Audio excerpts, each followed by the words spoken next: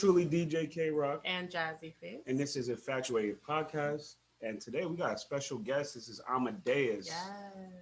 Yo, what's Amadeus. up? What's up? How y'all doing? Y'all good? We good, man. We Good, feel it. We good. just wanted to connect with you and get to know more about you. Tell the people who you are, where you from, and everything like that.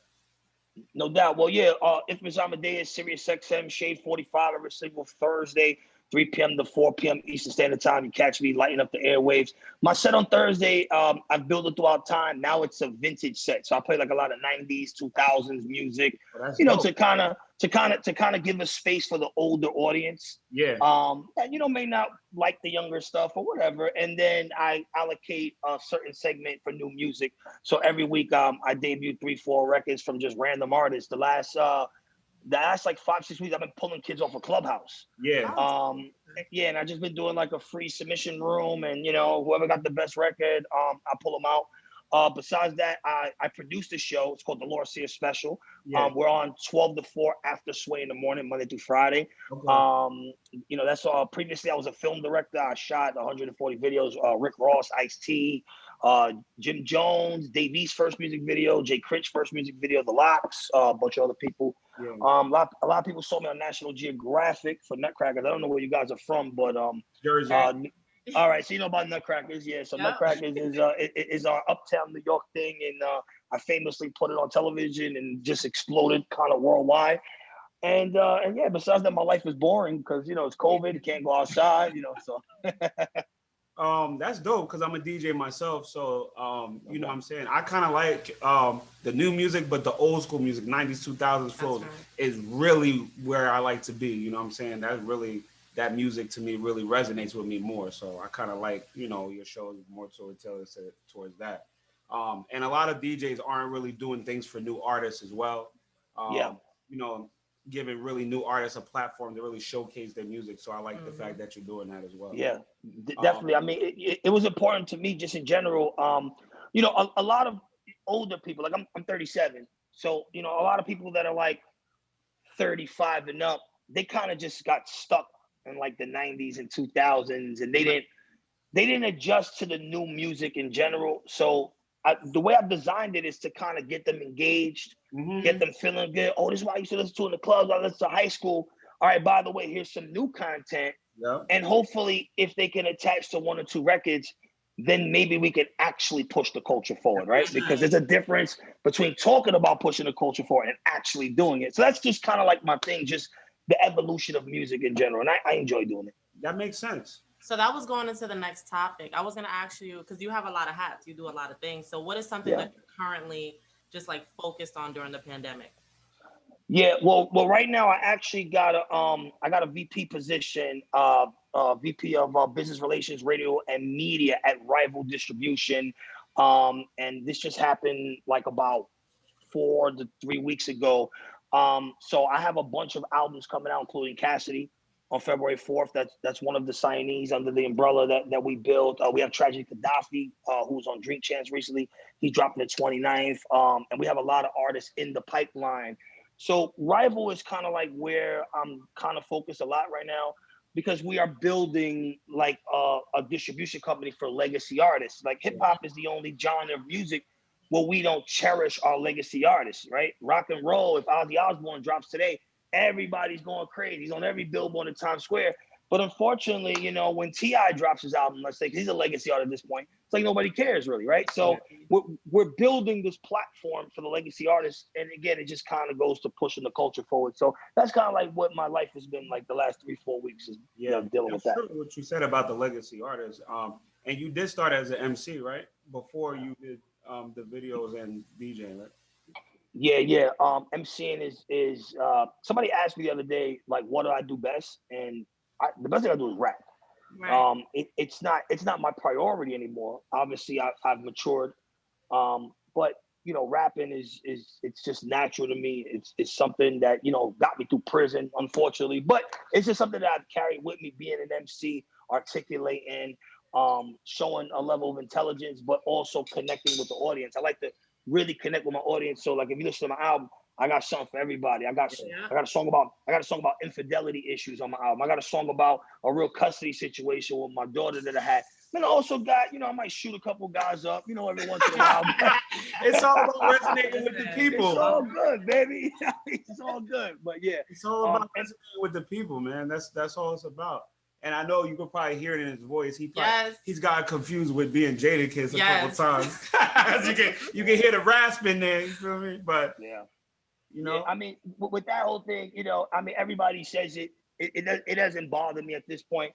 Right. It only bothers me when people say things when they don't have nothing else to say. Yeah. Right. Okay. Right. So if they see my stuff online and they're like, they have nothing, they can't say he's whack. They can't say the beat's whack. They can say he just sound like Jadakiss. It's like, you know what I mean? Yeah, I've heard a couple of your freestyles. You got some. I appreciate it. Some bars, bro. I appreciate it. And so people don't really do their homework because I've actually worked with Kiss before. You know what I mean? I've shot videos for them. I used to manage Snipe Life from D Block. So, but it's all love. You know what I mean? And it's just, it is what it is. Yeah. So based on that, what are some tips that you could share with an upcoming entrepreneur? Save 20% of every dollar you make. That's important. Yeah. Step number one. If you make $100,000 and you save 20%, it's 20,000 in the bank. Yeah. Mm-hmm. If you make $100, it's $20 in the bank. So save 20% every dollar you make. I think realistic goals and expectations. I think a lot of times, especially us minorities, like a lot of us, we don't grow up from nothing. You know what I mean? We don't have generational wealth. So we tend to imagine things sometimes a little exaggerated without realizing the steps that you need to take, Right. So like as an example, like when I first got the Sirius XM, I didn't know how to DJ. Like I had no clue how to DJ, but I worked my way there, right? So like I started as a film guy, then I got on air, then I bought a laptop. I just took steps. So I think those two things are super important to any entrepreneur in general. Just save properly and set your expectations realistically. Is there anything that you could say that would be encouraging to MCs coming up? Something kind of things to look out for on their come up or on their way trying to get themselves out there that you've experienced, that you've seen, that you stumbled across or whatever, that would be relevant information to them? Content is king and relation is king as well. So if you want your audience to know you without ever meeting you. You want them to feel like they know you, and that's how you build like this like cult fan base, like a Juice WRLD, or like for the younger generation, or there's a bunch of other guys. But I think artists have a tendency of maybe being afraid to express themselves thoroughly. They kind of feel like they have to go off the vibe, or they have to just please one audience. When your goal should be to kind of relate to everyone, and every situation in life is a song. You'll hear me say that in every interview. So like, when your college goes through and you're stuck in debt, that's a song. How you gonna pay back your college stuff? When you have the baby mama issues, that's a song. When your aunt got COVID, that's a song. Like this is a song. Just general conversation. And by the way, you guys are great interviews because I've done some interviews and you guys are good. You guys are good. But that's just in general. It's just relational. Yeah. You got a question? Yes, I do, because our podcast is basically, we talk about relationships and things like that. Mm-hmm. So I kind of wanted to switch it up. Are you in a relationship right now? Yes, I'm married. Okay, because I saw it, but I didn't want to assume. So how do you balance having a family and then being in the industry? The industry, in all honesty, has just taken, it has at some points taken a toll of my marriage in a sense. Because a lot of times you chase the dream so much that you pay attention to the things that are around you less. Right. And a lot of times it's not even purposely. And I know a lot of like influencers and celebrities or whatever might go through the same thing. Because, again, your eye is just on the goal, your eyes on the prize, your eyes on the bag. Mm-hmm. And unfortunately creates separation. Right. But one of the things that's helped me though, just relationship wise, is being someone that I started with. Yes. Right. So it's like it's someone that you actually were broke with and you ain't have shit with, and like you actually got everything together. Built with. And I built with that. That's something that helps me. But it is an everyday battle, I think just with anyone in life, right? Like just if you're regular 9 to 5 people, it's just communication, these type of things, understanding. Us men need to learn to listen a little better. Yeah. We don't like to listen. We're very like, it's our way or the highway. It's not like that. Women always win anyway, right? So why we do That's true. Yeah. So this is a topic we actually covered last week, but since he is an MC, since he's a DJ, and since he's in the industry, I think I'm going to ask him the question. Basically, like we know being in the industry, especially being a DJ, because I am as well. The women, man, you're gonna get a whole bunch of women coming at you, trying to get into the club, or trying to talk to you and this and that, like, or whatever. How does your partner or your wife, I'm sorry, deal with that? Like, is she the jealous type, or does she kind of let you handle it on your own? Or is it something that she had to like grow into, just learning how to adapt? Nah, she's cool with it, and if Shorty's right, she's with the shits too. So it's open format. It works. It works. not all the time. If there's enough liquor and it's the vibe is good, then listen, it's 2020. Life is different. You know what I mean? Like the 70s. But yeah, I mean, not for nothing. I tend to find that it may not seem like it because of the music content that we're getting and the way maybe some guys or people view women. I find that women have a lot more respect than men, and a lot more respect than we give them credit for. Yeah. Mm-hmm. Like I think more guys would try to talk to my wife as opposed to the amount of women that would talk to me if they know I'm married. I feel that. I've seen that. Definitely, even now. In a different way. I think especially older women, you know what I mean? Now the young ones, I mean, well, yeah, again, deal with the young ones. Yeah. When you start getting to older age bracket, you start seeing things differently, right? Yeah, you're right. You're absolutely right. And that was one of the reasons why, like, I decided to kind of remove myself from the younger circle.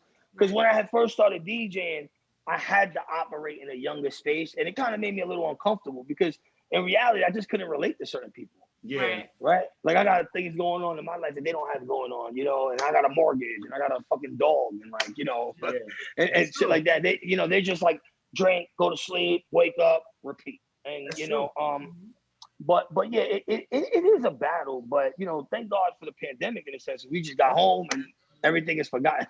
Because that's one of the things we talked about, right? Like with us is like, how do I balance, right? Like trying to build a fan base as a DJ, but then respecting you at the same time. Right. You know what I'm saying? Because, when you try to build a fan base, you're building not just with men, but you're building with people of the opposite sex, but then you don't want to give them the wrong idea on top of that.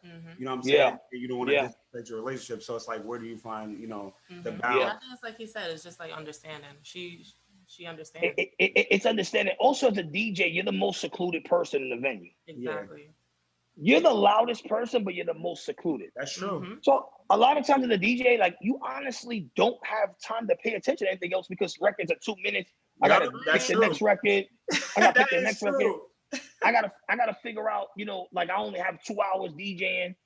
So they would book me. I'm on at 2:00. That's the height of the club. Yeah. I can't even. I never go with a preset. I gotta go by the vibe. I may walk in and they want to hear Afro beats or they want to hear country music. So a lot of times as a DJ, and honestly, like we don't have time to think about anything else except what we're gonna play in that club. We don't. That's true. Because half the time she tries to talk to me, and he's like, "Hold on," and I can't even talk to her.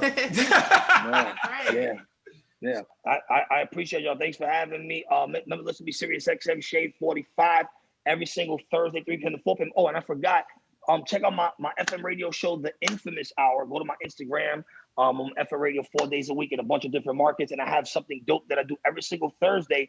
Facebook.com/BoomBapNation. Nation. Look, you see how my radio voice just came out, right? Like it's just natural. But yeah, every single Thursday at 9 p.m. I have a dope, amazing experience.